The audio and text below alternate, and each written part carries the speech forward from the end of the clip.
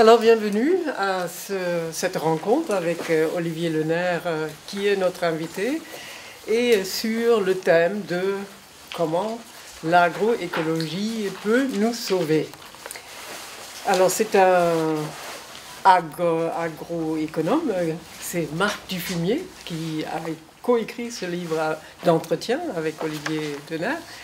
Et les questions étaient donc Olivier Lenaire et les réponses très longues et très exhaustives et très informatives surtout, contre toute cette désinformation à laquelle nous sommes exposés, sont de Marc Dufumier.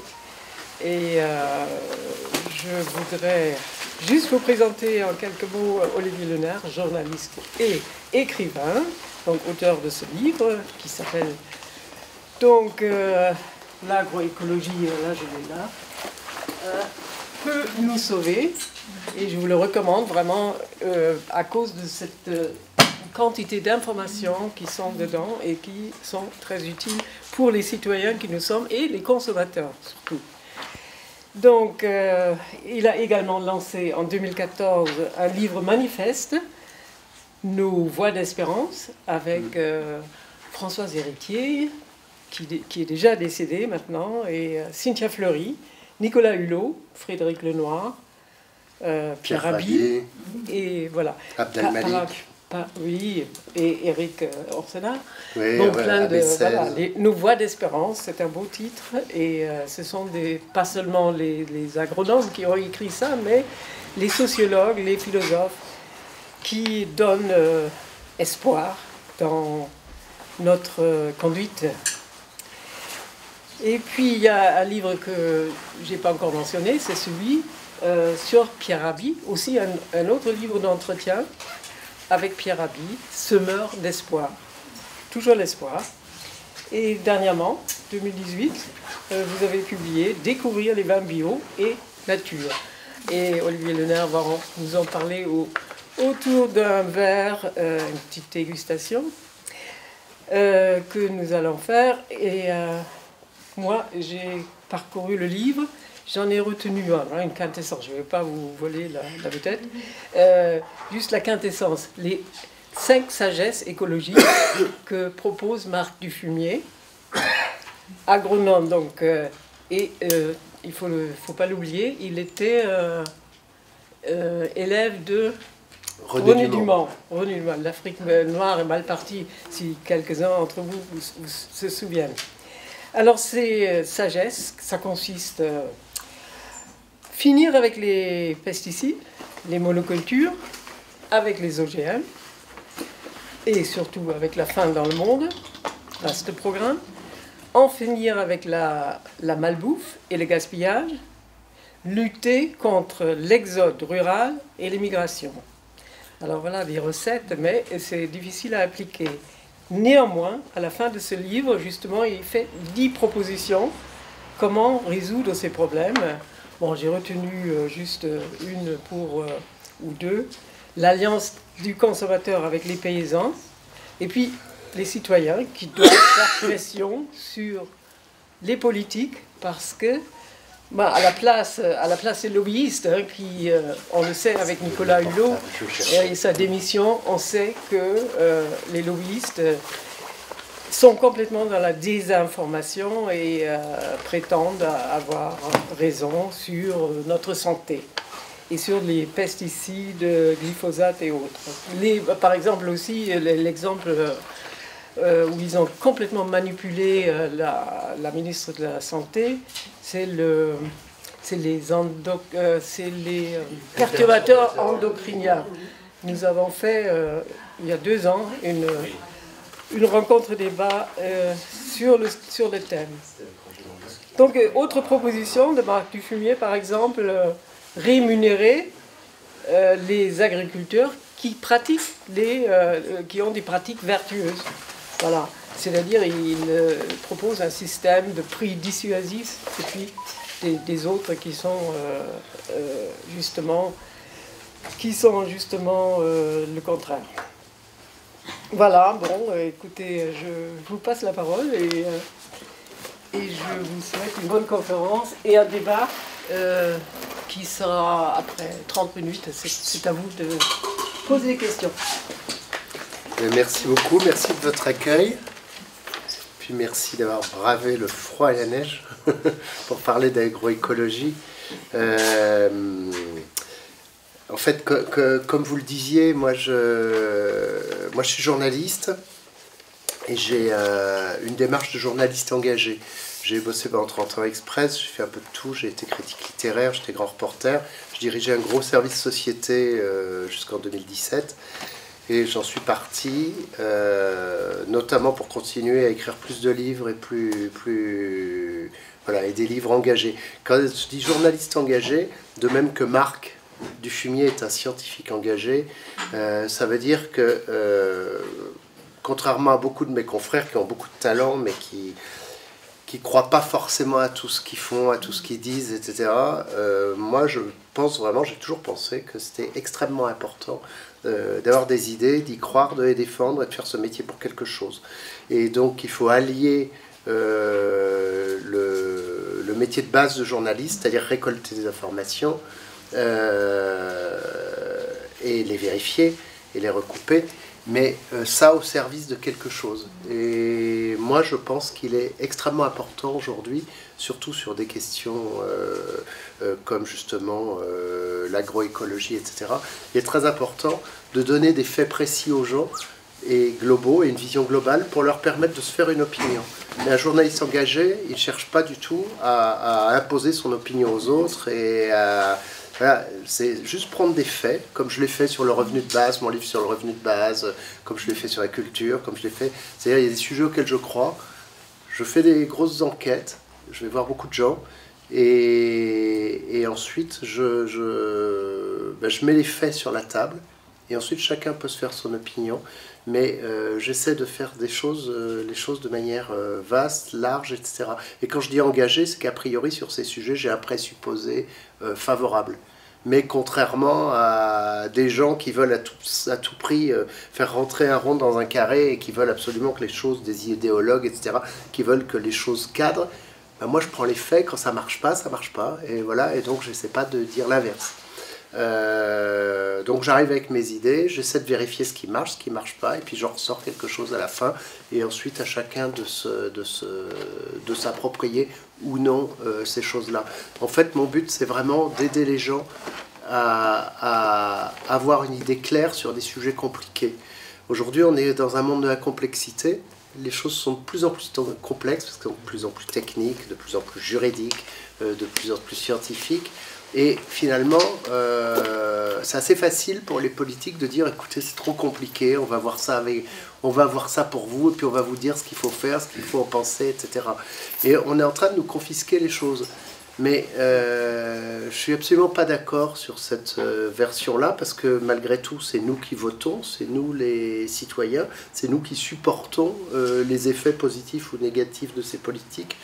Et donc, si on pense que c'est des sujets trop complexes pour qu'on puisse en débattre, ou se les approprier, ou avoir une idée fondée, et que ça, c'est réservé uniquement aux spécialistes de comprendre, ça veut dire qu'on nie l'idée même de démocratie. Et voilà, donc ma démarche, c'est ça. Et donc ce livre, je fais une dizaine de bouquins sur pas mal de sujets, mais à chaque fois des sujets où il me semblait extrêmement important de prendre à bras-le-corps un sujet lourd et difficile, je vous dis, le revenu de base, la question de la place de la culture dans la société, voilà, et puis d'essayer à partir de ça d'en faire sortir une idée un petit peu claire. Donc c'est vraiment l'agroécologie, c'est vraiment emblématique de ça. C'est pour ça que j'ai consacré plusieurs livres à ce sujet. J'en ai fait donc un, comme vous le disiez, avec Pierre Rabhi. C'était le volet et le pendant à la fois personnel, sagesse, initiateur, pionnier de Pierre Rabhi, que je ne vous présente pas parce que j'imagine que vous voyez à peu près quel est son parcours. J'étais encore le vécu la semaine dernière. C'est vraiment un monsieur extraordinaire. Et puis avec Nicolas Hulot, j'ai fait aussi pas mal de choses. C'était sur le plan plus politique, là, c'est-à-dire que peut la politique. Et là, avec Marc Dufumier, c'est vraiment l'aspect scientifique des choses qui était important. Je pense que, vous savez, on parle beaucoup d'agroécologie, de permaculture, de circuits courts, de vin bio et nature, mais en fait, on parle de pesticides, on parle de privatisation du vivant, etc. Mais finalement, personne n'arrive vraiment à voir ce que ça veut dire. Il m'a semblé qu'il était important d'aller voir aussi un scientifique. Et ce scientifique, c'est donc Marc Dufumier. C'est un personnage que j'ai trouvé particulièrement intéressant. J'ai rencontré il y a 3 ans, j'animais des débats pour Le Monde et sur la malbouffe. Et la thématique de nourrir le monde, etc. Et j'ai été très frappé quand j'ai animé ces débats avec lui, de voir qu'il avait des propos clairs, qu'il savait parler à tout le monde, que c'était un scientifique engagé, c'est-à-dire que comme moi, c'était les faits qui comptaient, mais qu'il était engagé, c'est-à-dire qu'il était au service de quelque chose. Et puis, ce qui m'intéressait aussi chez lui, c'est que Marc, il a 73 ans, aujourd'hui, et ce qui me plaisait bien, c'est qu'en fait, ce type-là a commencé à rentrer à l'école d'agro, en gros, au moment où on est passé de l'agriculture traditionnelle à une agriculture industrielle, au moment où les engrais chimiques, les produits chimiques de synthèse, etc., arrivaient vraiment, au moment de la révolution chimique, et puis de la révolution technologique, c'est-à-dire celles qui ont fait qu'en 50 ans, finalement, notre agriculture a plus changé qu'en 2000 ans.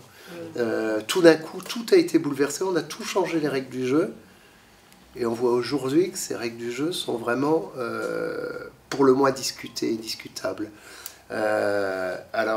Aujourd'hui, des tas de gens nous disent qu'on ne peut pas nourrir le monde sans OGM et sans produits chimiques. Marc Dufumier, lui, prétend l'inverse. Prétend que on a tout ce qu'il faut, sans produits chimiques, sans produits de synthèse, tout ce qu'il faut pour avoir une agriculture performante, saine, pour nourrir, qu'il y a suffisamment de terre, etc., pour suffisamment d'eau, pour nourrir, abreuver, et faire en sorte que tout le monde puisse se nourrir voilà. Et Gandhi disait une chose qui était très, très intéressante, qu'on a mis en exerce du bouquin, cette citation.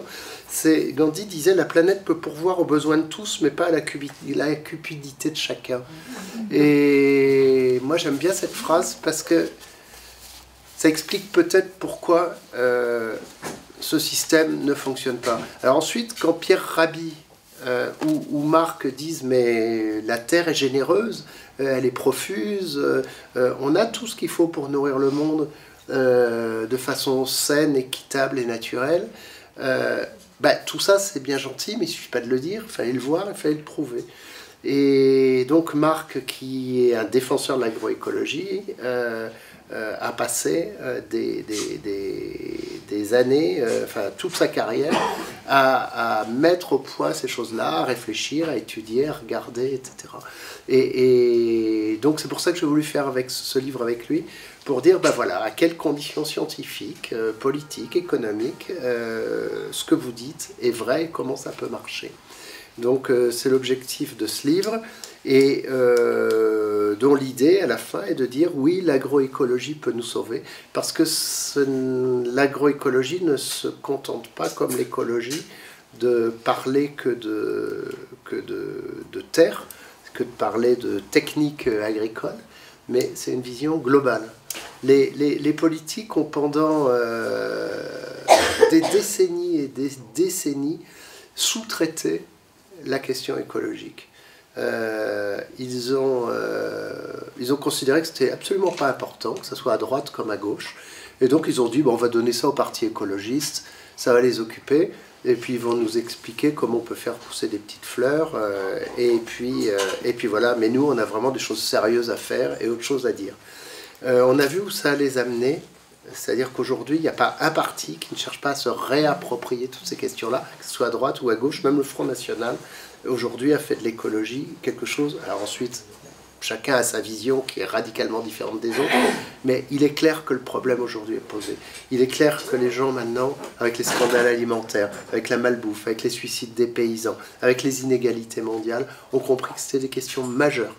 Et alors qu'on nous a expliqué finalement que on allait sauver le monde avec les nouvelles technologies, avec l'homme augmenté, avec Internet, etc. L'idée, c'est de revenir à quelques éléments basiques et de dire peut-être que si on veut sauver le monde, il faut déjà commencer à nourrir les gens. Et pour les nourrir, ça veut dire que peut-être qu'il faut s'occuper des questions bassement matérielles. C'est-à-dire peut-être qu'il faut revenir à la base, c'est-à-dire à la question de la terre, qu'est-ce qu'on en fait, comment on en fait, mais aussi à voir comment on peut réorganiser tout un système dont on voit bien qu'il est totalement malsain, qu'il est totalement pervers et qu'il nous emmène vers l'abîme. Il nous emmène vers l'abîme parce qu'il détruit les sols, il nous emmène vers l'abîme parce que le réchauffement climatique, il y participe, alors qu'aujourd'hui on sait très bien qu'une agriculture saine et durable peut capter du carbone et au contraire, c'est-à-dire participer à la décarbonisation au lieu de tout saloper. On sait aussi que ce type d'agriculture peut permettre de réduire les inégalités, peut permettre voilà. Donc on verra ensuite comment, mais ce qui est assez intéressant, c'est de se rendre compte que, et c'est pour ça qu'on dit que l'agroécologie peut nous sauver, c'est que ce que j'aimais bien aussi chez Marc, c'est qu'il avait cette vision globale, c'est-à-dire un regard global sur les choses. À la télévision, très souvent, on vous dit, là vous avez la question des OGM, là vous avez un scandale avec les lasagnes Findus, là vous avez un scandale avec Notre-Dame-des-Landes, là vous avez des villages désertés, là vous avez les problèmes de migrants, il y a 1000 questions, vous avez des problèmes de prix des denrées, vous avez des problèmes de scandales sanitaires, de cancers qui montent, etc. Et chaque chose est traitée séparément. Et au moment de la grande conférence qu'a organisée Macron l'année dernière, la conférence autour de l'alimentation, le ministre a eu bien soin de séparer les sujets des tables rondes. Alors il y en avait une sur les OGM, une sur les semences, une sur ceci, une sur cela. Et surtout, l'objectif, c'était de surtout pas tout regarder ensemble pour pas remettre en cause un système. La question des lobbies, la question de... Et le but du jeu, c'était de surtout pas faire en sorte qu'on puisse agréger tout ça pour avoir une vision globale. Nous, c'est ce qu'on a essayé de faire, et de dire, toutes ces questions sont liées. Et si vous cherchez à les traiter séparément, si vous donnez des subventions, parce que c'est toujours facile de donner des subventions, si vous faites des bouts de trucs à droite, à gauche, ça ne marchera pas. Et ça ne sert à rien. C'est juste de l'argent dans un puits sans fond pour arriver à donner bonne conscience aux uns, aux autres, avoir donné l'impression qu'on fait quelque chose, et surtout faire en sorte que rien ne change. Donc voilà, c'est pour ça que un personnage comme Marc m'intéressait. Alors Marc, c'est marrant parce que donc je vous disais tout à l'heure qu'en fait il a découvert l'agroécologie. Il a commencé dans l'agroécologie, enfin ses études d'agronome, au moment où on était dans ce grand virage vers l'agriculture industrielle. Et lui, en fait, quand il est arrivé, c'était le début où on lui disait, maintenant il faut mettre des tracteurs partout, il faut des machines, il faut rationaliser le travail, il faut utiliser la chimie, puisqu'on a la chance d'avoir de la chimie. Et à l'époque, beaucoup de gens y croyaient, lui le premier, les gens qui le faisaient aussi, et beaucoup des paysans qui aujourd'hui sont en bio et ne jurent que par le bio. Quand on leur a dit, vous allez travailler moins, vous allez gagner plus, le matériel fera le boulot pour vous, ils ont tous dit ok. Et donc ils ont essayé, ils y sont allés. Et puis petit à petit, ils se sont rendus compte qu'ils étaient captifs. D'abord parce qu'ils ont investi beaucoup d'argent. Ils se sont endettés à vie au Crédit Agricole, puis il fallait bien rembourser, donc il ne s'agissait pas de dire finalement je change mon fusil d'épaule du jour au lendemain. Ils se sont rendus compte aussi que partir du moment où vous utilisez des pesticides non naturels, parce que le soufre, le cuivre, il a plein de pesticides. Un pesticide, ça veut dire qu'il tue, quoi, quelque chose qui tue. Et alors que l'agroécologie, c'est justement promouvoir la vie. Donc à partir du moment où ils n'avaient plus de sol vivant, il fallait nourrir le sol, donc mettre des engrais. Et donc ils se sont rendus compte que c'était comme une drogue, qu'ils étaient coincés, qu'ils étaient obligés de continuer sur ces choses-là, ou alors qu'il fallait que pendant 4 ou 5 ans, ils vivent tout seuls pour arriver à reproduire leur sol, etc.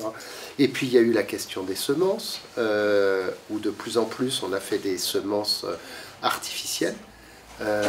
Les pieds, les ceps de vigne qu'on utilisait traditionnellement, qui étaient un patrimoine inouï, on n'en a plus fait qu'un tout petit nombre. On a tué toute cette diversité. Et puis voilà. Et puis ils se sont rendus compte qu'ils étaient complètement prisonniers, qu'ils étaient étranglés.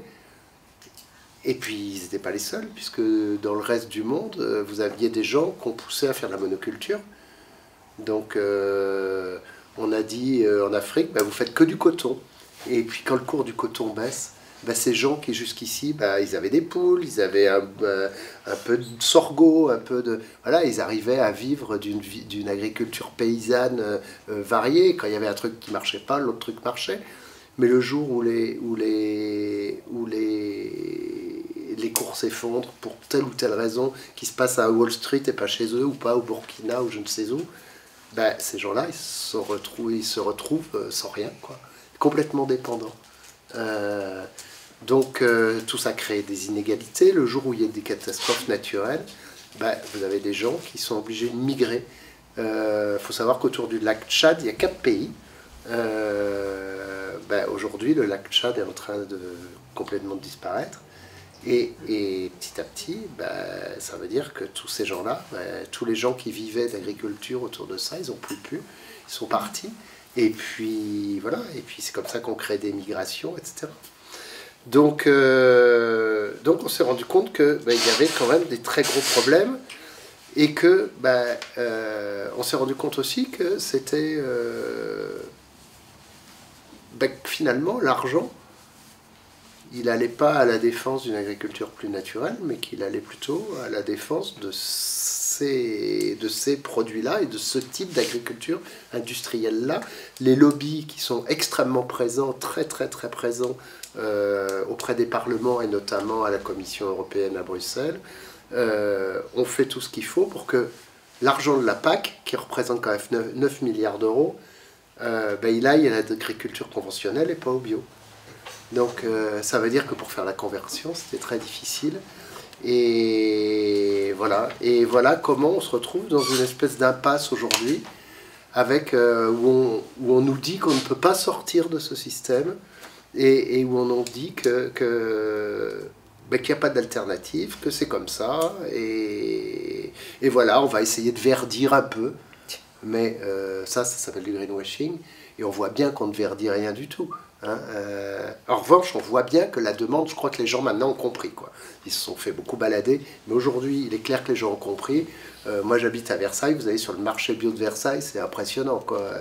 Et partout, je veux dire, les AMAP se créent, les gens, le succès, le bouquin que j'ai fait avec Pierre Rabhi s'est vendu à 200 000 exemplaires. Il y a des, enfin, je veux dire, aujourd'hui, Pierre, avant, on le prenait pour un illuminé, maintenant, il est, voilà. Marc n'est pas encore hyper connu, mais bon, Nicolas Hulot, je crois que les gens ont compris que quand un type veut vraiment changer les choses, il n'a plus sa place dans un gouvernement, et il est prié d'aller voir ailleurs ce qui se passe. Alors, pour se servir de lui, tout le monde est d'accord, mais dès qu'il s'agit de passer aux actes, il n'y a plus personne. Donc voilà. Le seul doute, finalement, qui subsiste aujourd'hui, c'est de savoir dire, ok, ce système est à bout de souffle, il ne fonctionne plus, je crois que c'est acté. Il rend malade les gens, il pousse les paysans à se tuer, il n'est pas rentable, les hypermarchés sont les rois et font la loi, donc les consommateurs et les paysans sont mécontents, les citoyens sont mécontents, mais on nous dit, en gros on nous dit, vous êtes gentils, mais on va être dans un monde avec 10 milliards d'habitants, donc voilà, on n'a pas le choix, il faut continuer. Ah ben oui, non mais ils ont prouvé qu'ils ne réduisent pas du tout la faim dans le monde. Hein. Bien sûr, bien sûr, mais c'est bien pire que ça. C'est-à-dire qu'aujourd'hui, le problème, c'est, entre guillemets, ce n'est pas la fin du monde. Il y a 800 millions de gens qui sont en état de sous-alimentation dans le monde aujourd'hui. Mais en revanche, vous en avez encore plus, c'est-à-dire plus de 2 fois plus, c'est-à-dire plus de 2 milliards qui sont en état d'obésité. Et c'est les plus pauvres. Ces gens-là, c'est des familles où les gosses ont 10 ans et ils ont un diabète de type 2. C'est des gamins qui ne boivent que du soda, qui ne boivent pas d'eau, qui ont été éduqués pour boire et manger que des saloperies, qui n'ont jamais vu que des pizzas surgelées, qui n'ont jamais vu une tomate, qui ne savent rien d'où vient leur nourriture, qui pensent que la nourriture n'est ex nihilo dans les supermarchés. Faut savoir aussi que tout ça c'est bien gentil. Aujourd'hui on a industrialisé tout le pays. On a complètement bétonné toutes les terres agricoles. Aujourd'hui, il faut savoir qu'à Paris, il y a 3 jours de suffisance alimentaire. Ça veut dire que si vous avez le moindre problème d'approvisionnement du transport, plus de pétrole, des grandes grèves, un problème technologique, nucléaire, électrique, des catastrophes naturelles, on nous dit que rien ne peut arriver, mais ça arrive, tous les jours on le voit. Hein, donc, s'il y a ça, au bout de 3 jours, vous ne nourrissez plus Paris, vous ne nourrissez plus 12 millions d'habitants. Et aujourd'hui, en France, l'autonomie alimentaire n'existe plus pour les villes. Et pendant ce temps-là, on bétonne toutes les terres. Là, sur le plateau de Saclay, on a fait un des plus grands pôles européens scientifiques. C'est absolument génial et c'est super. Moi, je trouve ça formidable. Ça aurait été bien de le faire ailleurs que sur les terres parmi les plus fertiles d'Île-de-France. Hein, c'est quand même fou. Et jusqu'à il y a très très peu de temps, l'histoire de Notre-Dame-des-Landes a montré. La question, c'est pas à la limite s'ils veulent faire un énième aéroport, pourquoi pas.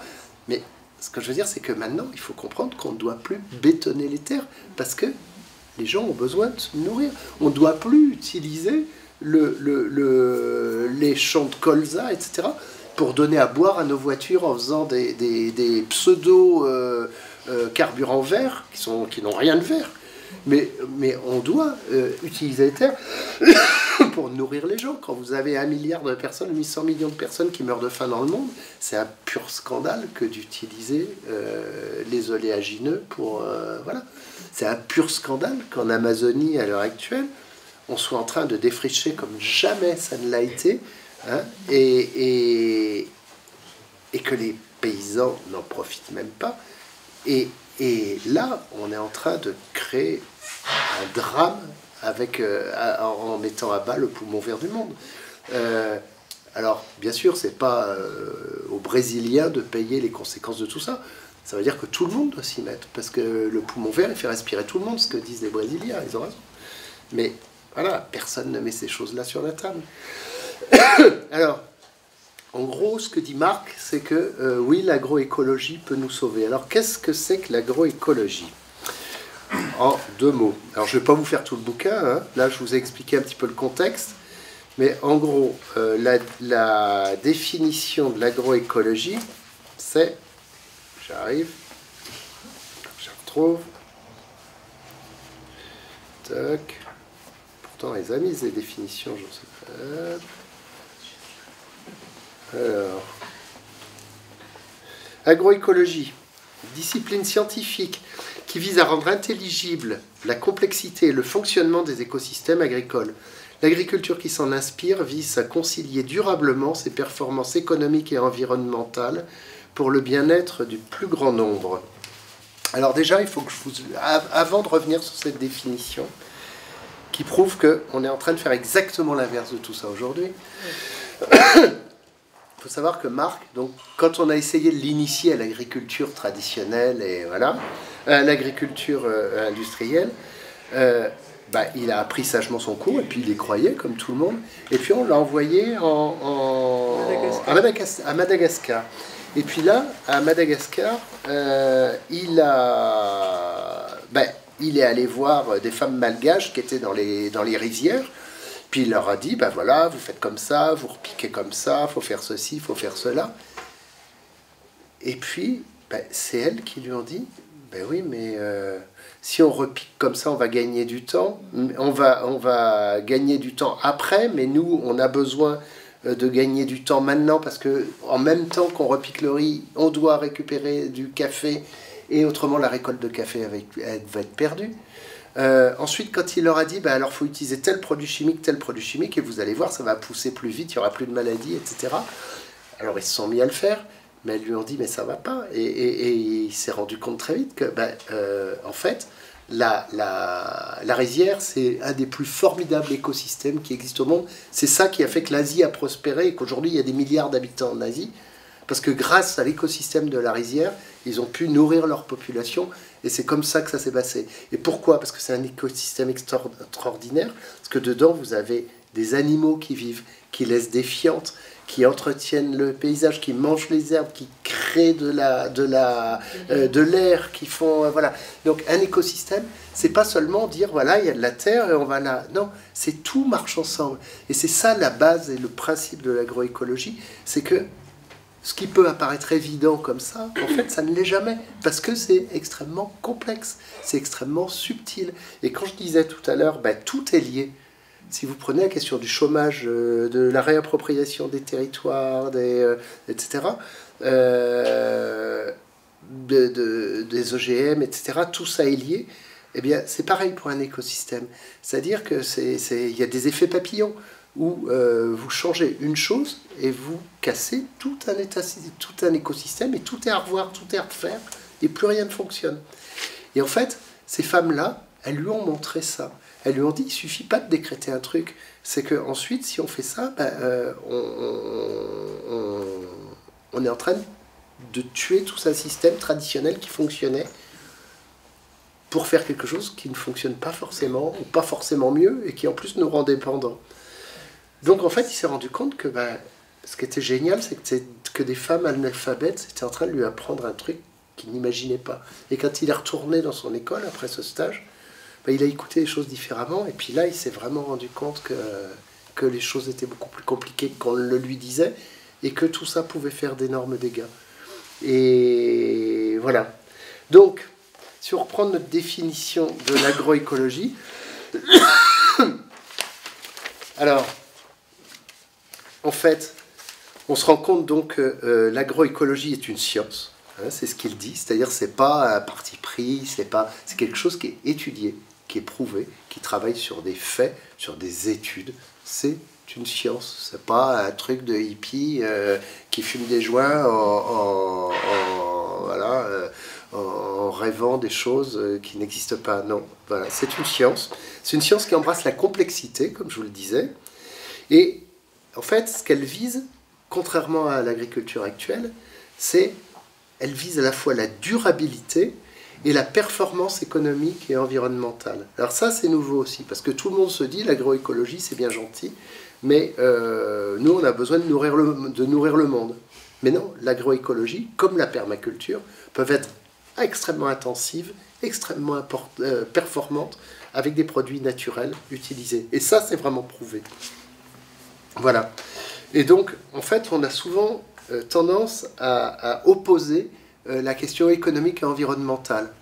En gros, les économistes disent, bon, ben ouais, c'est bien gentil, l'environnement, mais maintenant, voilà, on est dans l'économie réelle, il faut avancer. Mais non, ça ne marche pas du tout comme ça. Et donc, l'agroécologie montre, enfin, vous verrez tous les arguments, les chiffres, les études, il y en a des tonnes dans le livre, montrent qu'on ne peut plus opposer sauf à avoir un discours mensonger ou opportuniste. Voilà. Ce qui est vrai, c'est que quand vous passez du conventionnel au bio, vous commencez par avoir des baisses de rendement. Oui, c'est plus difficile, oui, c'est plus compliqué. On ne fait pas une transition écologique en 3 minutes. Hein. Aujourd'hui, pour dépolluer un sol, il faut entre 5 et 10 ans. Aujourd'hui, donc, tout ça, cette transition, elle ne se fera pas en 3 minutes, quoi. Donc c'est extrêmement complexe, c'est très difficile, et en même temps ça marche. On voit bien aujourd'hui, on parlait tout à l'heure du livre sur les vins bio que j'ai fait, il y a des tas de gens qui vous disent faire du vin bio sans soufre, faire du vin sans pesticides, mais vous plaisantez, mon ami, c'est pas possible. La preuve que non, c'est que vous avez des tas de gens qui le font, qui réussissent, et non seulement ils réussissent, mais ils réussissent tellement bien que non seulement leurs vins sont meilleurs pour la santé, mais en plus, pour les meilleurs, parce qu'il y a des mauvais aussi, mais en plus, ils se vendent mieux. Ce qui explique qu'aujourd'hui, la demande en bio est énorme. C'est-à-dire qu'on n'arrive plus à fournir. En France, on n'arrive pas à fournir assez de légumes ni de vin bio. Excusez-moi, je suis enrhumé. Mais voilà. Donc voilà. Et alors, enfin, ce qui est très important dans cette définition dont on parlait, c'est que ce n'est pas au bénéfice de quelques-uns, mais au bénéfice de tous. Et c'est vrai que l'agriculture a toujours été confisquée. On parlait du Brésil tout à l'heure. Vous avez quelques très grands propriétaires, merci c'est gentil, quelques très grands propriétaires terriens, des lobbies, etc., qui s'accaparent les terres et qui les confisquent. Toutes les grandes révolutions agraires ont été faites partout dans le monde, à commencer par la France, pour essayer de redonner la terre à tout le monde et qu'elle ne soit pas confisquée par les seigneurs autrefois, voilà. Donc, pas au bénéfice de quelques-uns, mais de tous. Ça reprend la citation de Gandhi qu'on avait tout à l'heure. Alors, donc, pour promouvoir une agriculture naturelle et durable, qui ne tue pas les sols, qui ne tue pas la nature, les animaux et les gens, mais qui au contraire respecte la vie, il faut qu'on ait donc une agriculture performante, suffisante, saine et durable. On a vu que ça, c'était... alors je vous dis, je ne vais pas vous faire les démonstrations, vous sortir les chiffres, et tout ça est dans le bouquin. Donc la promesse de ce livre, c'est de dire que ça peut marcher, et qu'on voit que ça peut marcher. Par exemple, je prends un exemple parmi tant d'autres. Si vous arrêtez la monoculture, vous supprimez déjà la moitié des maladies. On sait qu'aujourd'hui, le problème, c'est l'absence de biodiversité. Ça veut dire qu'on rase tout, on n'a plus de haies, on n'a plus de biodiversité, on n'a plus les petits animaux qui sont des prédateurs naturels, etc. Donc on tue tout ça. Mais aujourd'hui, allez expliquer à un producteur de champagne que, ma foi, si la moitié de leur terre était plantée en pommes de terre, c'est sûr que ils auraient quasiment plus de maladies. Aujourd'hui, beaucoup des gens qui réussissent à faire du vin bio de qualité, etc., c'est des gens qui ont réintroduit des haies, qui ont réintroduit des arbres, qui ont réintroduit des animaux sur leur ferme et qui ne cultivent pas qu'une seule chose. Ils ne font pas que du blé comme en Beauce. Ils font pas que de... Et dans le vin, on le voit bien. Le vrai problème, c'est la monoculture. Parce qu'en Champagne, en Bourgogne, dans le Bordelais, les enjeux de fric sont tellement énormes qu'encore une fois, personne ne veut faire autre chose que de la vigne. Le petit souci, c'est que faut savoir que en France, qui est le premier consommateur d'Europe de pesticides, 20% de l'usage des pesticides se fait autour de la vigne. Et tout ça, alors que la vigne représente 3,1% de la production agricole française. Ça veut dire qu'aujourd'hui, les 3 plus gros consommateurs de pesticides en France sont la Champagne, le Bordelais et la Bourgogne. Et c'est là aussi qu'on retrouve le plus de problèmes sanitaires et de problèmes. Aujourd'hui, rien n'est prouvé parce qu'il faut plus de 60 ans pour arriver à prouver les choses définitivement et qu'elles soient plus contestables. Mais on sait très bien que les dangers sont énormes pour la santé humaine. Voilà. Donc, voilà. Donc, alors maintenant, vous allez me dire, tout ça, c'est bien gentil. Mais comment on fait pour changer les choses? Alors d'abord, sur le plan agricole, comme je vous le disais, il faut en finir avec la monoculture. Il faut promouvoir les légumineuses, qui réenrichissent, c'est-à-dire les lentilles, les pois, etc. Ça réenrichit les sols, ça remet de l'azote dedans. Et en plus, c'est excellent pour la santé. C'est-à-dire que ça crée des protéines, on a besoin de manger moins de matière animale, puisque c'est bourré de protéines. moins de matière animale, ça veut dire que moins de carbone, donc moins de réchauffement climatique. Ça veut dire que les légumineuses, ça capte du carbone au lieu d'en émettre. Donc, les solutions, on les connaît. On sait qu'il faut respecter les spécificités des agricultures et des écosystèmes. Ce qui est extrêmement intéressant avec Marc Dufumier, c'est qu'il vous explique qu'il n'y a pas un modèle, alors que les conventionnels vous disent qu'il n'y a qu'une chose à faire. Prenez le plus gros tracteur possible, la plus grosse propriété possible, vous rasez tout, vous faites de la monoculture, et là, ça va cracher du cash. Et ça ne peut pas marcher autrement. Et les autres sont des arriérés et des nostalgiques, et personne ne veut retourner au passé. Et alors que c'est exactement l'inverse qu'il faut faire, puisque on voit bien que là, Marc fait toute une histoire absolument passionnante de l'histoire des agricultures, selon les pays, selon les périodes, selon les époques. Et là, on se rend compte que l'agriculture n'a pas cessé de changer, et que les modèles sont différents à 10 km de là à là, et que donc il ne faut pas appliquer les choses. Parce que si vous considérez que l'agriculture c'est un principe technique et économique, et qu'on ne veut même pas entendre parler des questions de sol, de climat et de terroir, hein, si quand vous faites du vin, on vous dit vous pouvez faire le même vin à Cahors et en Argentine, ça veut dire qu'on tue toute la notion de nature, de lien entre la nature et le terroir. Ça veut dire qu'on fait une agriculture hors sol. On n'a plus besoin de la terre, on n'a plus besoin de rien. Donc plus rien n'a de goût, plus rien n'a de spécificité. On tue toute la diversité. Donc, ne pas imposer un modèle unique. Ça, c'est déjà la base. Hein. En finir avec les pesticides et les engrais de synthèse, on a tous les outils pour s'en passer, même s'il va falloir se désintoxiquer de tout ça. Donc ça veut dire que derrière, il faut toute une éducation. Ce livre entend modestement y participer. C'est-à-dire que les gens aient conscience de toutes ces questions-là. Ça veut dire qu'il faut que les médias, les politiques, qui eux-mêmes ne comprennent rien à tout ça, hein, se sont pas donné le mal d'aller travailler, d'aller chercher, de se donner le mal de travailler. Mais ils répètent des choses, etc. Il faut qu'ils voient sur le terrain comment ça marche. Il faut en finir avec la monoculture, il faut en finir avec la privatisation du vivant et les OGM, c'est-à-dire ces gens qui disent « je rajoute un petit gène dans un truc qui existe depuis des millénaires, qui a été mis au point par des paysans depuis des millénaires, donc qui appartient à la communauté terrienne, à l'humanité dans son ensemble. Ils rajoutent un petit gène et ils disent « moi je brevette ça et ça m'appartient ». Et personne n'a le droit, de s'en servir sans me payer. Et même si c'est par pollinisation, parce qu'il y avait du vent dans le champ d'à côté, s'il y a un type dont un grain de blé pousse et qui ressemble au mien, qui a été breveté, je lui fais un procès, il va voir ce qu'il va voir. Ça s'appelle la privatisation du vivant. Aujourd'hui, vous avez un cahier des charges qui interdit de vendre ou d'utiliser toute une armée de semences ancestrales qui existent depuis la nuit des temps et qui ont été sélectionnées patiemment pendant des générations et des générations par des paysans. Pourquoi ?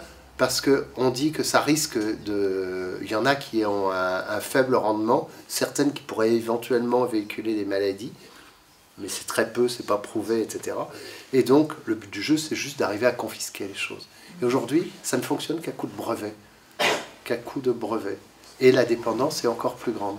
Le problème, c'est qu'aujourd'hui, avec les OGM, le principe de OGM, c'est qu'une maladie, une plante sécrète elle-même son propre pesticide.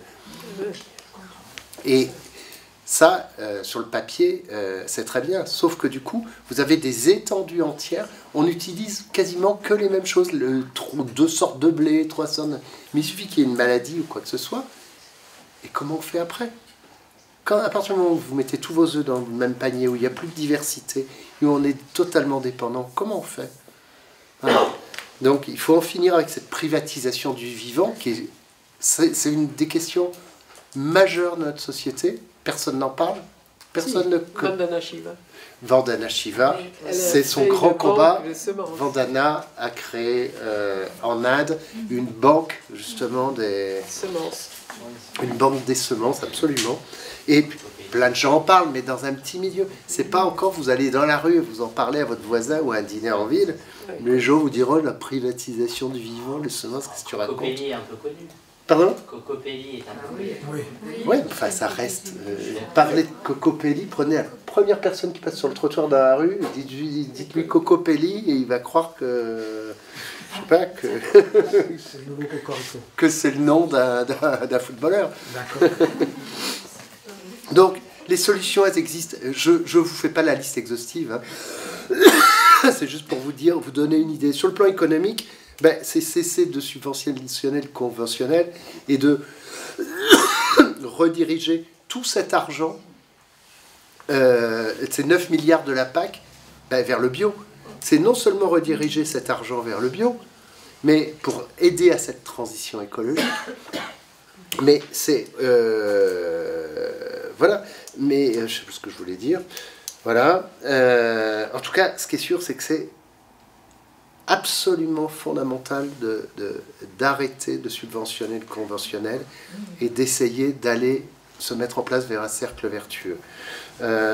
Il faut bien sûr repenser les voies du commerce mondial, parce qu'aujourd'hui, qu'est-ce que vous avez? Vous avez des paysans en Afrique ou en Amérique du Sud qui font du café ou du coton, etc., avec rien, avec un cheval et une houe, quand ils ont la chance d'avoir un cheval. Et puis vous avez en face des gens en France, aux États-Unis, qui ont des moissonneuses-batteuses, des subventions publiques, énormément de subventions publiques. Donc, s'ils perdent de l'argent, c'est pas grave. Aujourd'hui, vous êtes en Beauce, vous faites du blé, tout est acheté et subventionné, donc il n'y a aucun risque.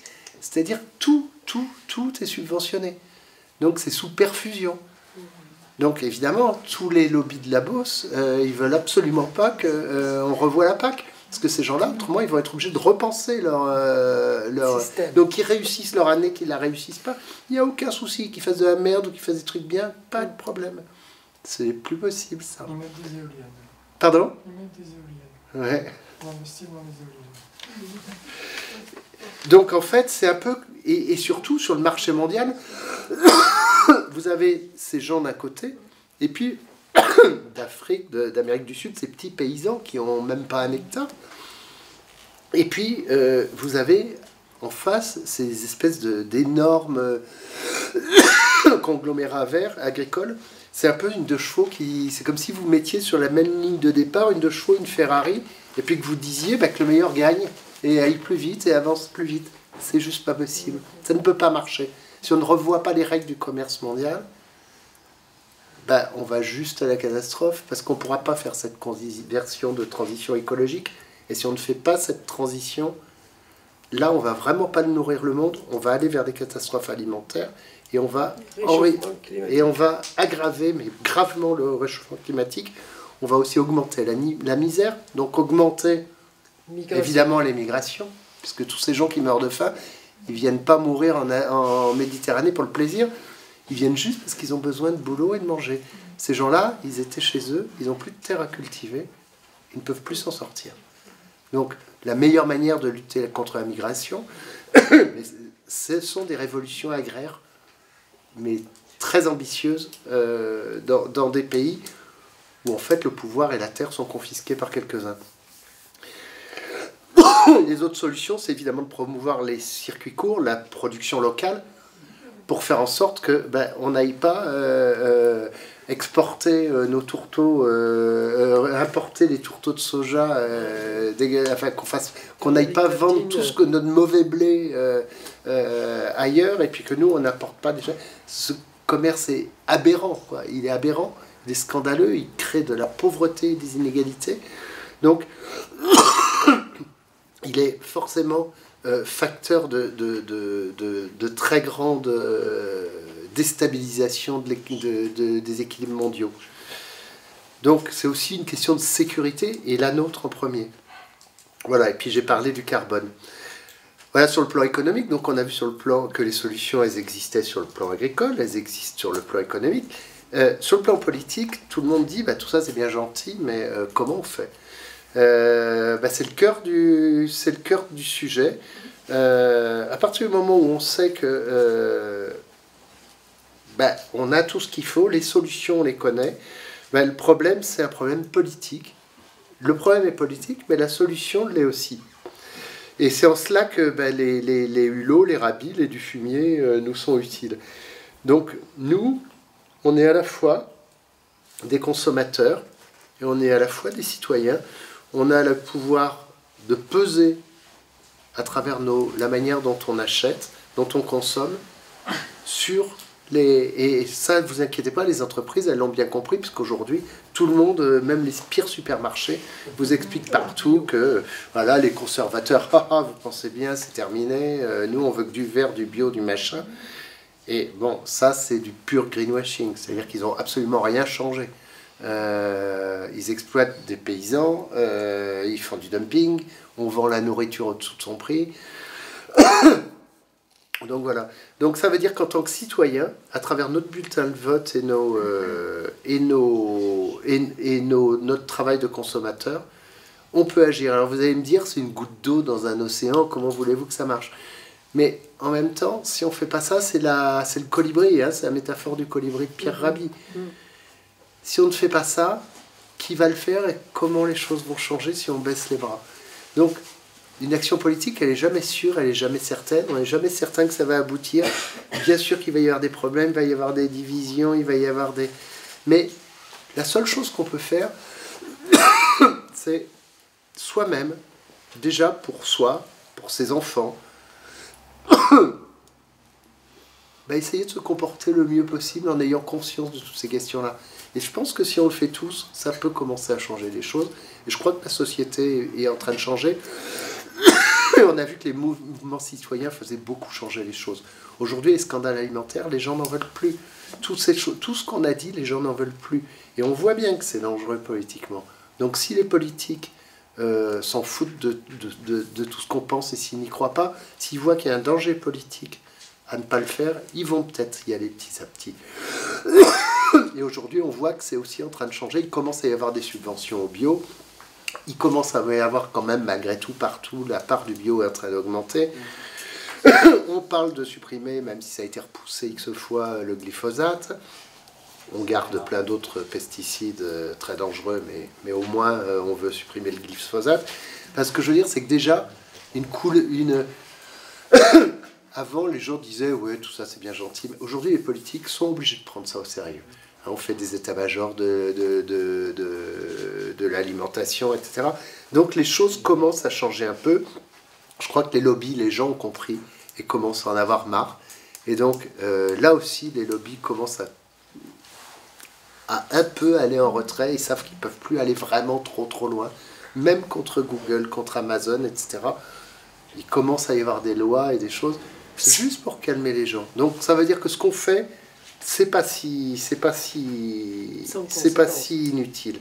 On commence à avoir des cantines bio. On commence à enseigner l'agroécologie dans les écoles d'agriculture, ce qui est quand même un comble. Que l'agroécologie, il faut savoir que l'agroécologie, elle existe depuis des millénaires. Hein, ça fait que depuis 50 ans qu'on explique que sans ça, on ne s'en sortira jamais. Mais jusqu'ici, les hommes se sont nourris... Voilà. Et puis ce qui est intéressant avec Marc, et ça c'est extrêmement intéressant, c'est qu'il explique que sur le plan politique, si on veut y arriver, il ne faut pas dresser les gens les uns contre les autres. C'est-à-dire que cette révolution agroécologique, elle ne se fera pas contre les agriculteurs conventionnels, mais juste en les convainquant que finalement ils s'en sortiront mieux en faisant ça. Donc ça veut dire que jamais on pourra... C'est-à-dire, il ne promet pas un grand soir où on va couper toutes les têtes. Non, l'idée c'est l'inverse.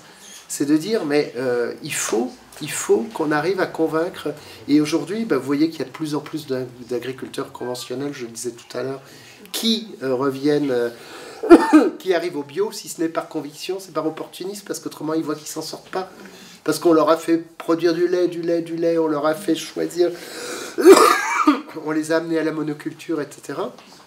Et puis, quand ils se rendent compte qu'ils n'arrivent pas à vivre, qu'ils n'arrivent pas à rembourser leurs emprunts, bah, soit ils se suicident, soit ils essaient d'aller vers le bio, parce que c'est là qu'est le marché, c'est là qu'est la demande. Quelqu'un qui fait du bio, et du bon bio, mais il n'a pas de problème, il vend. Alors, c'est compliqué, c'est lourd, c'est un travail difficile, la conversion est longue, mais au moins vous êtes fiers de ce que vous faites. Aujourd'hui, c'est vrai qu'un paysan de Bretagne qui produit des algues vertes, qui fait du cochon à 2 € le kilo dans le supermarché du coin, ou quand vous le faites cuire, il y a plus que c'est 50% d'eau, où il y a de la souffrance animale, tout ça est juste n'importe quoi. Comment voulez-vous que ces gens soient fiers de leur travail, soient fiers de leur métier? Il faut leur rendre leur fierté, et ça en fait partie. Et c'est pas des gens comme moi ou vous qui allons leur faire leur morale en disant voilà, il faut faire ça, sinon t'es un monstre. Non, il faut juste qu'on leur donne les moyens de se réapproprier et de faire une agriculture dont ils sont fiers. Et dont, pour eux, pour leurs gosses et pour les autres. Voilà. Donc ça veut dire qu'effectivement, il faut réformer l'enseignement agricole, qu'il soit plus aux mains des lobbyistes. Il ne faut plus qu'aujourd'hui, les thèses soient subventionnées par Monsanto et par tous les lobbies. Il faut que les thèses soient subventionnées par l'État pour que... Parce qu'aujourd'hui, les thèses, elles sont juste là pour dire « Ah ben ouais, ben tel produit machin, et en pharmacie c'est pareil. Bah ouais, ça marche, c'est génial, c'est super. Ça a été payé par Servier et par je ne sais qui. Et les autres, ceux qui veulent prouver l'inverse, c'est juste impossible parce qu'il n'y a pas d'argent. Donc comment voulez-vous mener des recherches sur 3, 4 ans, 5 ans s'il n'y a pas d'argent? Et il n'y a pas d'argent public pour ça aujourd'hui. Donc évidemment, la recherche, elle va toujours au service de ceux qu'on connaît pour prouver ce qui les arrange. Voilà. Et puis, je crois qu'il faut une grande formation des citoyens, des politiques, des médias, pour qu'ils aient cette vision globale et qu'ils arrêtent de traiter les sujets séparément comme s'il n'y avait pas une grande interaction entre tous ces thèmes. Voilà. Donc, comme je vous le disais, ce ne sera pas un grand soir, mais une longue route. Et puis, je vais arrêter de causer parce que je vais crever là, sous vos yeux. Et vous, vous posez des questions Oui, madame.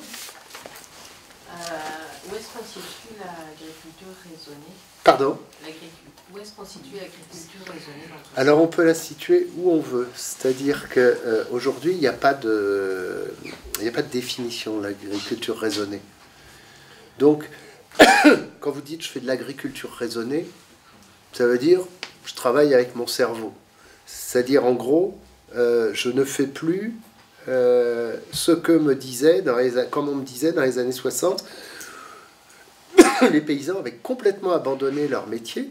Il y avait un technicien de chez Monsanto, je ne sais pas où, c'est-à-dire tous les vendeurs de produits, qui disaient, alors voilà, tu utilises tant de produits, tu fais un traitement là, un traitement là, un traitement là.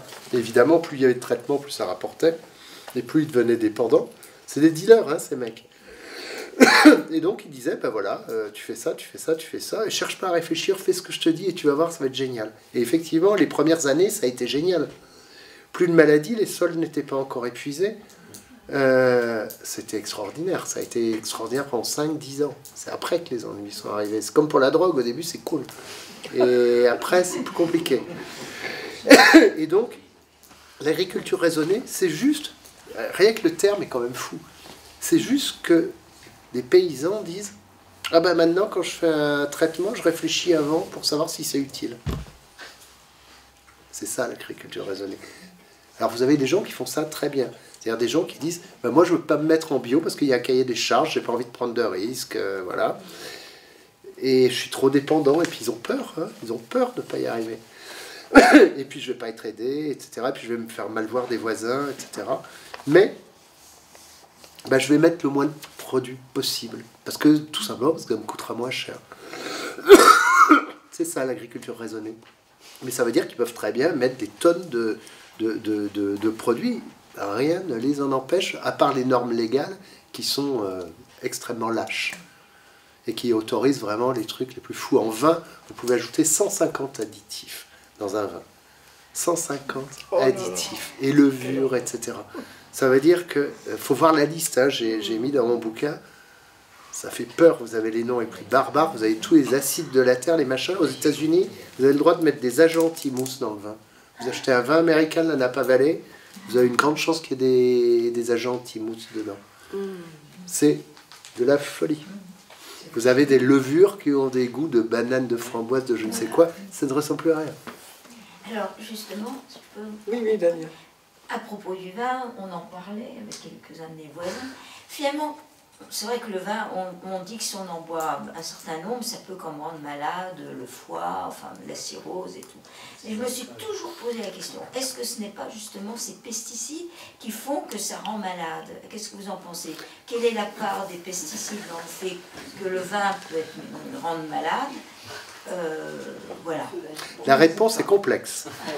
La réponse est complexe. Il faut d'abord dire que le vin, on en a toujours consommé. Ce qui est, c'est que ce n'était pas le même vin qu'aujourd'hui. À l'époque, on ne savait pas conserver le vin. On faisait ce qu'on appelait l'équivalent de vin nouveau. C'est-à-dire, on faisait des vins qui étaient des clairets, qui étaient très légers, qui faisaient 7-8 degrés d'alcool. Et que la plupart du temps, on mélangeait avec de l'eau. On mettait pas de... on utilisait du soufre, mais pas comme maintenant, pas de la même manière. Du soufre et du cuivre qui sont des pesticides, mais naturels. Sauf que ça reste des pesticides. Donc c'est mauvais pour la terre, c'est mauvais pour les animaux, c'est pas terrible pour nous non plus. Donc avant, on faisait des vins comme ça, on les coupait avec de l'eau. Il ne faut pas oublier qu'à l'époque, les gens faisaient des travaux de force et le vin était un aliment. C'est-à-dire que voilà, ça vous nourrissait et donc les gens pouvaient boire 2-3 litres de vin par jour, mais ils faisaient des travaux de force, etc. Là, j'étais la semaine dernière là, avec un merveilleux viticulteur qui me disait, moi je bois mon litre de vin par jour, mais mon vin, il me rend pas malade. Et effectivement, on s'en est bu un litre de vin. Et le lendemain, on était super clean, parce que c'est du vin propre, naturel. Et là, je peux vous dire que si vous essayez les vins nature sans soufre, ça change tout, quoi. Et bref, alors l'honnêteté consiste malgré tout à dire que en fait, le vin, la fermentation, fait qu'une grande partie des pesticides disparaît avec la fermentation. Donc, ça veut dire qu'il vous reste des résidus de pesticides, mais très peu par rapport à ce qu'on pouvait trouver sur le raisin. Je vous disais tout à l'heure qu'un des pires trucs que vous pouvez avaler, s'il y a une chose qu'il faut acheter en bio, c'est le raisin. Parce que le raisin, c'est vraiment une catastrophe. Je vous disais à quel point ça mobilisait l'essentiel des pesticides. Donc, ça, c'est une cata. En revanche, quand c'est dans le vin, il y a des résidus, mais la fermentation a enlevé l'essentiel des produits pesticides. Donc, c'est pas comme si vous mangiez une... voilà. Alors ensuite... Si vous prenez un vin sans soufre ajouté et où on a utilisé très peu de pesticides et que des pesticides naturels, effectivement, ce vin ne vous rendra pas malade, il ne vous fera pas mal à la tête. Il y a beaucoup de gens qui ont renoncé aux blancs. Moi, je peux vous faire goûter des blancs. Je vais vous réconcilier avec les blancs. Vous allez voir, c'est inouï, quoi. Mais il faut apprendre à déguster autrement. On en parlera tout à l'heure. Donc, pour répondre à votre question, oui, les pesticides et les produits, tous ces produits sont mauvais pour la santé, ne font que si on en boit trop, on n'est pas bien, mais ils ne vont pas vous empoisonner. Ce pas des poisons comme peut l'être le poison qu'on peut trouver certains produits dans la bouffe alimentaire industrielle, etc., ou les perturbateurs endocriniens, etc. Sur du raisin, oui. Dans du vin, non. Il y a Gérard, et puis vous après. À propos de la consommation de vin, entre 1850 et 1950, il y avait l'exploitation des carrières à Épernon. Là, il y a un musée des meules et pavés que vous pouvez visiter, et la dose par jour était de 15 litres par jour. Pardon ? 15 litres par jour, et c'était pas coupé d'eau. De vin ? De vin. Mais on m'a même parlé... Le problème, il était que les puits étaient pollués et il y avait des très fortes épidémies de choléra. Donc les conditions de vie de l'époque et tout... Mais vous savez, le vin... Moi, j'ai fait un sujet très intéressant sur la crise viticole en 1907, dans le sud-ouest, et dans le sud-est, et c'était... le vin, on buvait le vin comme de l'eau. Et dans les bistrots, vous alliez boire du vin à l'heure. C'est-à-dire qu'en 1 heure, vous pouviez boire tout le vin que vous pouviez boire pendant 1 heure. Et il y avait des gens qui buvaient 30 litres de vin en 1 heure. Il fallait voir ce que c'était. Même avec de l'eau, on imaginerait que c'est impossible. C'est fou. On raconte des choses qui sont inouïes. Ce qui est vrai, c'est que le vin, c'est de l'alcool. Et Le là, vin, c'est de pas l'alcool. la dose homéopathique. Bien sûr. Donc, il faut le dire, si vous allez sur le site d'Amélie FR, on vous déconseille effectivement de À boire juste du vin. titre. Non, pas de boire du vin. On vous déconseille de boire trop de vin. Et moi, je vous déconseille de boire trop de vin et je vous déconseille de boire n'importe quel vin. Il faut savoir aussi quand même que le vin, ça a quand même beaucoup changé.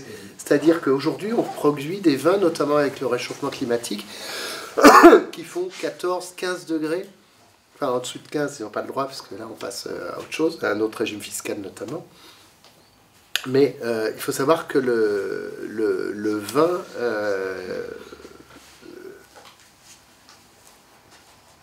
encore une fois, autrefois, il était beaucoup plus léger.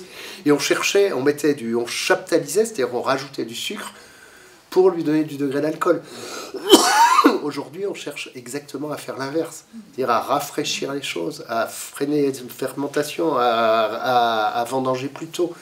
Parce que le réchauffement climatique et puis toute une série d'autres éléments font qu'aujourd'hui, on a des vins qui sont trop forts. À l'époque, les vins étaient beaucoup moins forts, beaucoup plus légers. Il faut savoir aussi qu'on nous a standardisé le goût.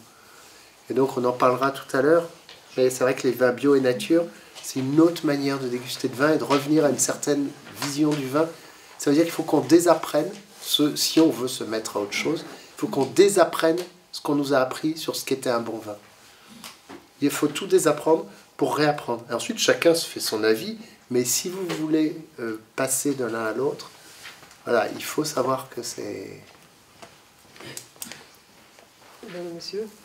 Oui, tout à l'heure, vous parliez justement des possibilités au niveau politique et que c'était peut-être pas l'heure en soi, mais en ce moment, il y a un mouvement qui s'appelle dans beaucoup de villes des listes citoyennes. Donc je pense que ça, c'est un levier qui est très important. Bien sûr. Et parce qu'on peut critiquer beaucoup ce qu'on appelle les politiques. Moi, personnellement, je n'ai jamais été comme ce qu'on appelle, j'ai jamais cotisé pour un parti, mais comme j'ai voté et j'étais obligé de voter pour des partis. Par contre, aujourd'hui, moi, je sens une telle nécessité par rapport au réchauffement climatique, par rapport à tous ces enjeux d'autonomie alimentaire, que je participe à une liste citoyenne qui est créée sur Antony. Et je pense que c'est une possibilité. Moi, en vous entendant ce soir, parce que je suis très sensible à ça, je me dis, mais qu'est-ce que l'on attend sur Antony pour, autour d'une liste citoyenne, être présent, d'ailleurs dans tous les quartiers, je pensais, ça peut d'avoir, de se le relayer, comme il y a des mouvements aujourd'hui, quel est notre état de conscience qui fait qu'on ne peut pas faire ça?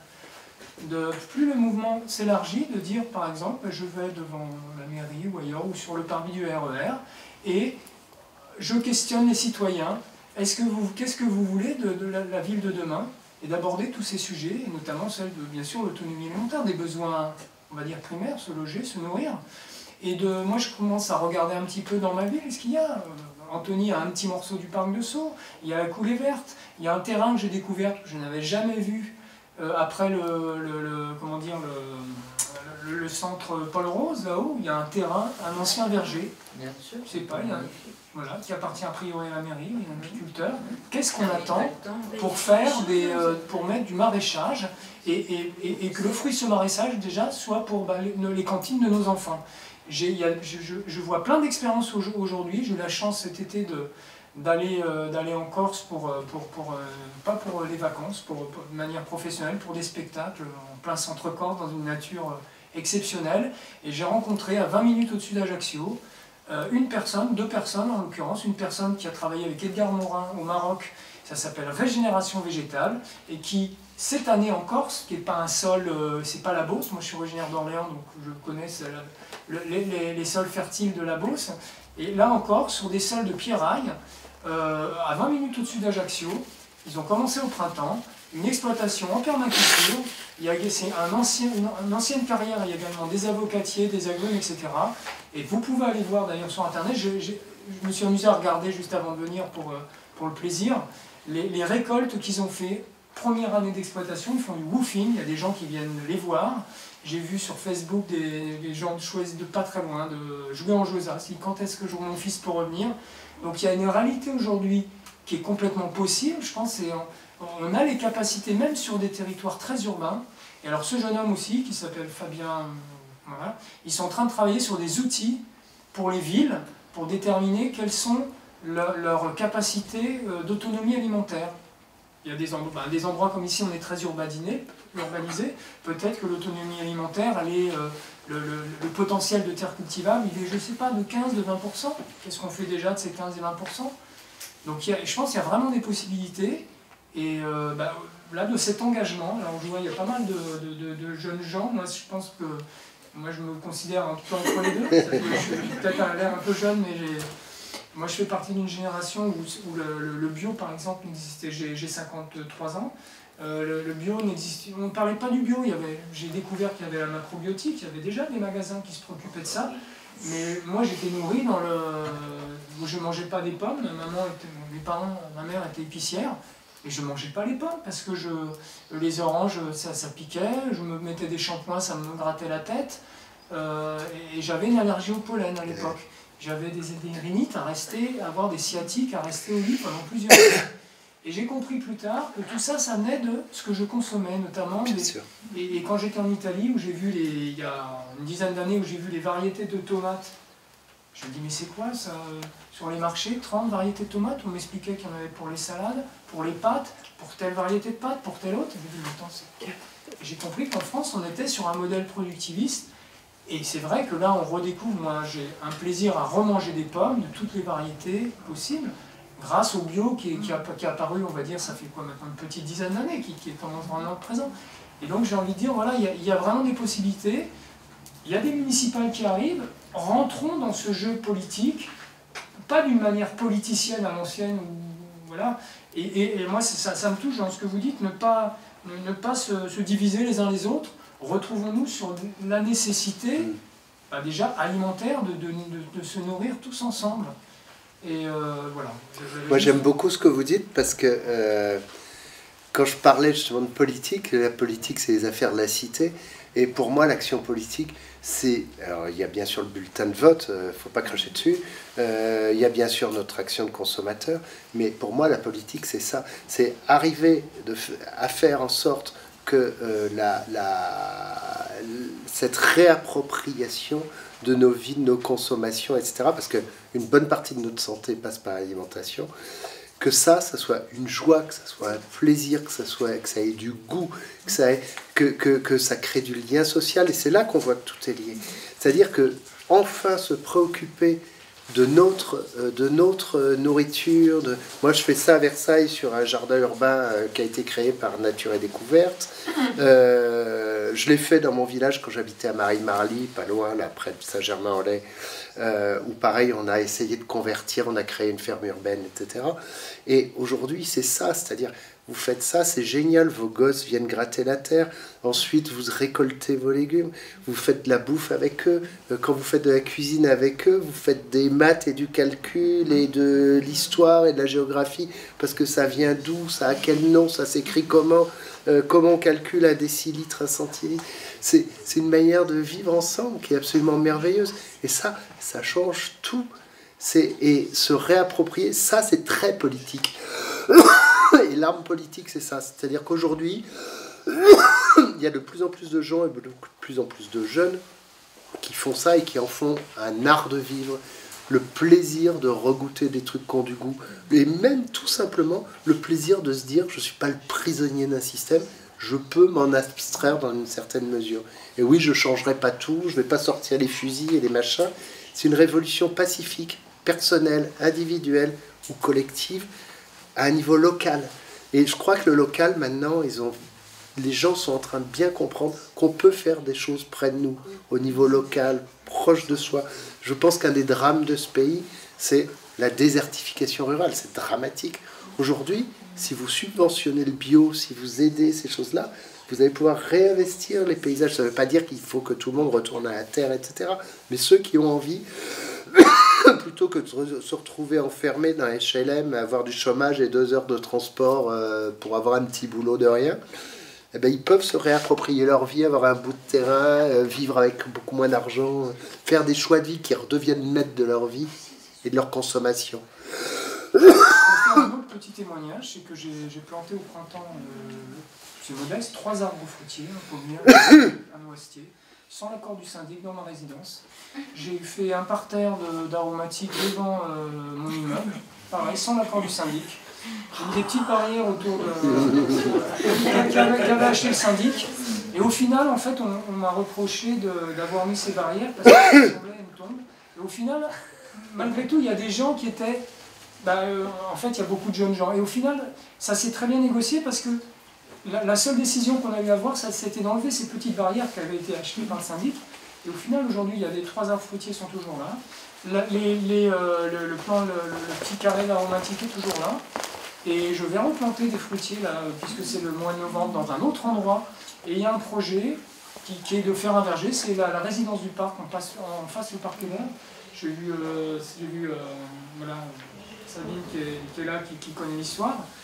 Et en fait, quand vous commencez à faire des petits actes, alors planter des arbres, c'est là qu'on voit que c'est puissant. Moi, je pense à Giono, je pense au film aussi Le sang de la terre, de ce réalisateur photographe qui parcourt le monde entier pour aller sur les choses les plus dramatiques. Il finit au Rwanda et se questionne sur qu'est-ce que je peux...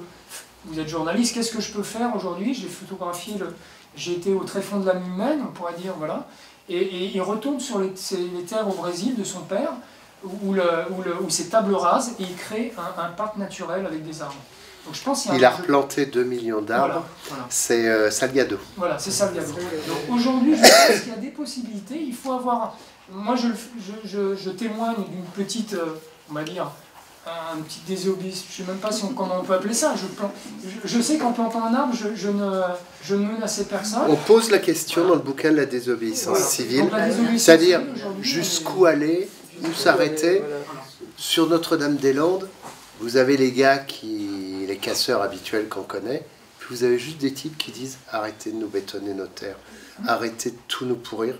Et cette désobéissance civile-là, personnellement, et c'est là que je parle de journalistes engagés, je pense qu'elle est justifiée et justifiable. Et c'est des débats qui sont ouverts, hein, donc ça va contre la loi.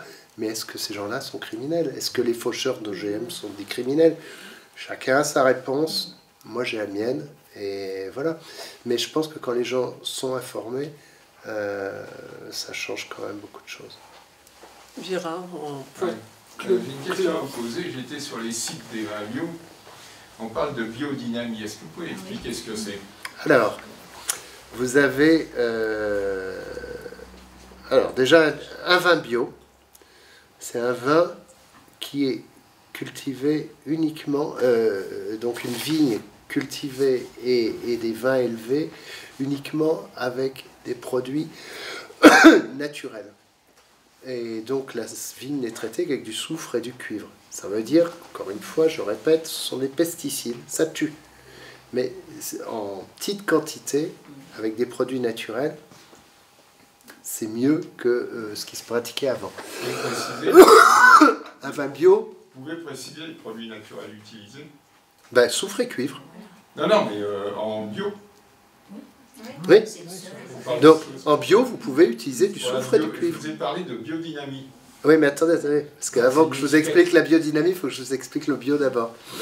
Et en ce qui concerne l'élevage, votre vin, vous avez le droit en bio.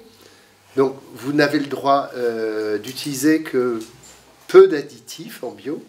Vous n'avez le droit d'utiliser qu'un certain nombre de kilos de soufre et de cuivre à l'hectare et pas de produits chimiques de synthèse. Donc pas de Roundup et compagnie. Et par ailleurs, au moment de l'élevage du vin, vous n'avez pas le droit d'utiliser un certain nombre d'additifs et vous ne pouvez pas mettre plus de 100 mg de SO2, c'est-à-dire de soufre, par litre de vin rouge. Et c'est 150 pour le blanc. La biodynamie, ce sont des normes plus drastiques encore, c'est-à-dire qu'on est à 70 au lieu de 100 par litre de vin rouge. On réduit aussi le nombre d'additifs, on réduit... D'accord. Donc ça veut dire que c'est un niveau encore plus élevé. Alors le bio, c'est le logo AB pour la France, mais qui est devenu le logo EcoCert, la petite feuille avec les étoiles. Donc ça veut dire que vous avez un vin bio. Ça veut dire c'est pas forcément un vin sans, voilà, mais c'est un bon indice qu'on va dans la bonne direction. La biodynamie, donc, normes plus exigeantes, label, Déméter et Biodivin. Vous les retrouverez sur les... Mais surtout, ce qui est intéressant avec la biodynamie, c'est qu'en fait, alors là, on a une discussion très intéressante avec Marc sur la biodynamie, que la biodynamie, c'est quelque chose qui se pratique depuis toujours, et c'est quelque chose qui, scientifiquement, et reste inexpliqué, comme l'homéopathie.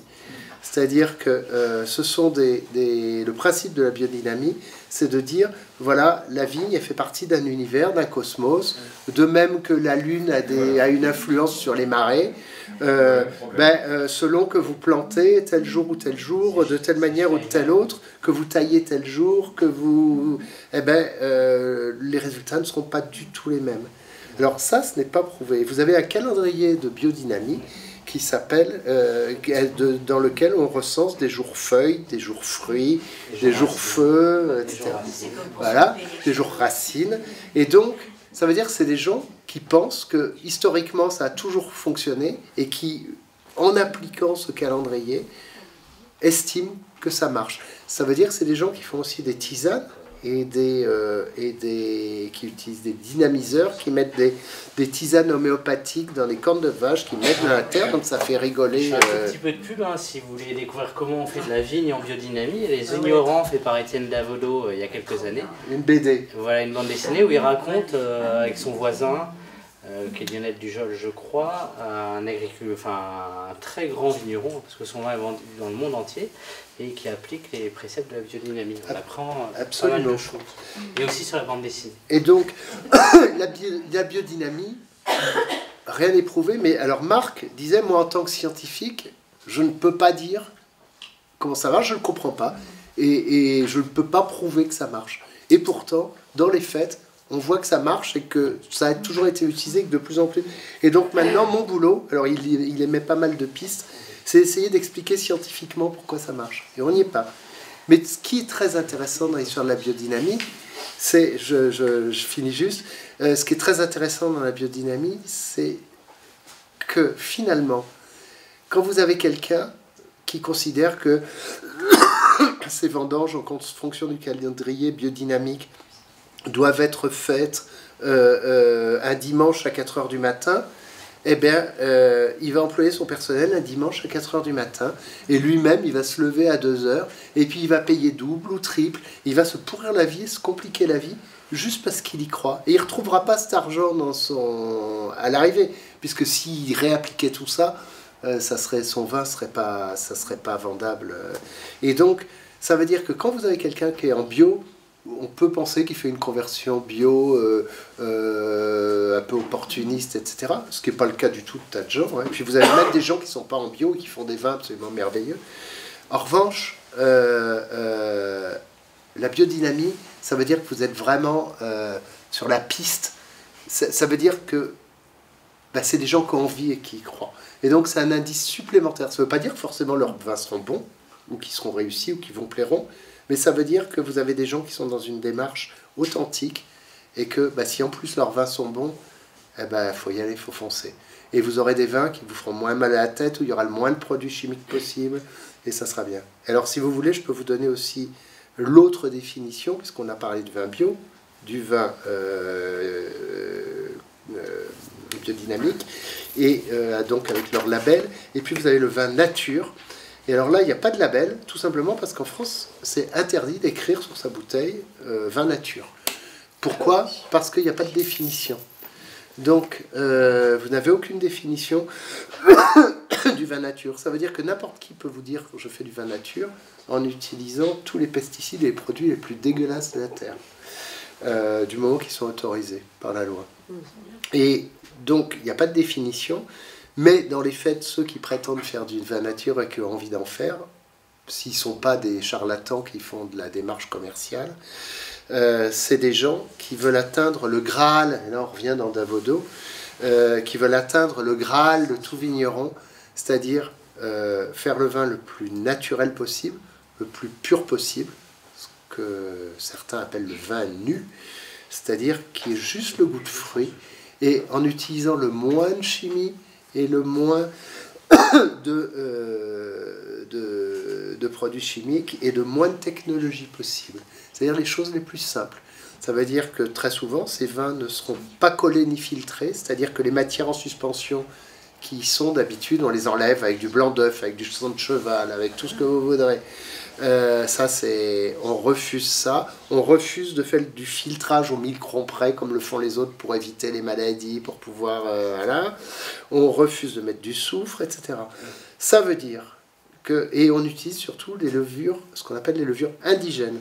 C'est-à-dire que dans un chai, sur la peau du raisin, etc., vous avez des levures naturelles qui sont là et qui provoquent naturellement une fermentation. Un vin, de toute façon, vous le mettez dans une cuve, il fermentera naturellement.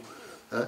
Ensuite, il va finir en vinaigre si vous laissez faire et que vous ne contrôlez pas, parce que c'est pas du tout naturel. Le vin, je veux dire, c'est pas un truc qui se fait tout seul dans la nature, ça n'existe pas. Il faut que l'intervention de l'homme dessus. Mais en tout cas, la fermentation, elle peut être très naturelle.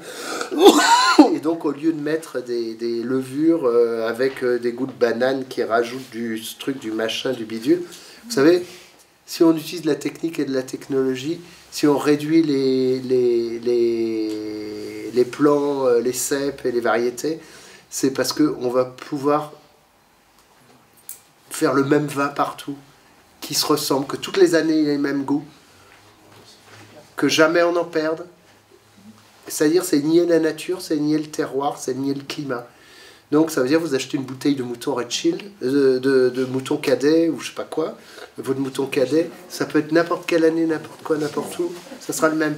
Vous pouvez faire le même, ce que je disais tout à l'heure, à 4000 mètres d'altitude en Argentine ou à Cahors au bord du Lot.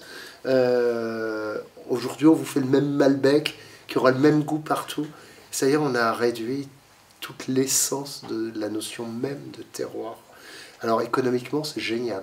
Parce qu'aujourd'hui, pour rater un vin avec la technologie moderne, il faut être vraiment très fort, quoi. Parce que vous avez tout pour rattraper les conneries, la thermorégulisation, le soufre, les levures, les machines, les pesticides, le Roundup. Je vous arrête un peu, là, parce que vous avez parlé de croyances dans les gens qui pratiquaient la biodynamie. Hein? Et quand on enchaîne les croyances, vous parlez d'homéopathie. Ouais. Et quand on enchaîne, on parle des gens qui disent qu'il ne faut pas qu'il y ait de vaccination. Et ça devient grave. Et dans le milieu écologique, je vois pas il y a un grave problème. Vous voyez pas le lien? Non. Vous voulez que je vous le donne? Allez-y. Les homéopathes, ils ne sont pas contre la vaccination, est-ce que je sache? Ah oui. Là, c'est ça le lien.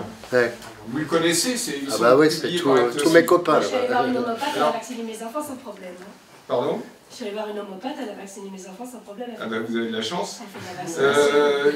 Non mais je comprends pas ce que vous voulez dire.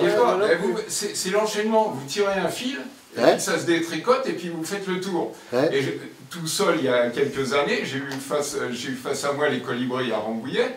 Donc j'ai commencé à les titiller un peu, ça leur a pas plu, bien sûr. Oui, ça leur a pas plu du tout parce que c'est une bande d'abrutis, de croyants, de gens... Ah oui, non mais moi je suis contre les croyances. Moi, voilà, hein. Donc, moi je fais vacciner mes gosses et je me fais vacciner. D'ailleurs la grippe, j'aurais dû le faire. Ce bouquin-là, il l'avait...